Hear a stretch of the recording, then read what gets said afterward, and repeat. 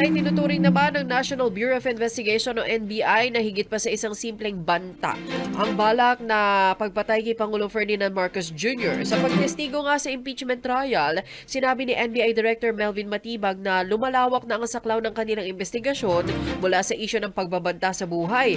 At patungo na raw ito sa pambansang seguridad o public security na ito, national security issue. Ayon kay Matibag, lumabas sa kanilang investigasyon na may pahayag ang Vice President na nakipag-usap na siya sa isang tao na papatay umano sa Pangulo sakaling may mangyari sa kanya at pumayag naman daw ito. Iginiit pa ni Matibag na ang kaso ay tinatawag o tinitingnan ng NBI bilang isang serious, active at continuing threat sa buhay ng ating Pangulo.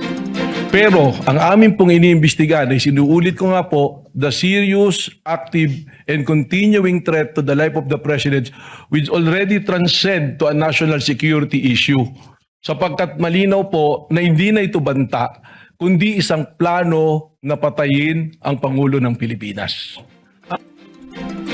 Inihain din sa paglilitis na yan ng video ng Rage Coalition Rally noong April 2026 kung saan maririnig si Davao City Mayor Sebastian Baste Duterte na nagsasabing isang ulo lang ang kanilang ang kailangan namin ang ulo ni Bongbong Marcos.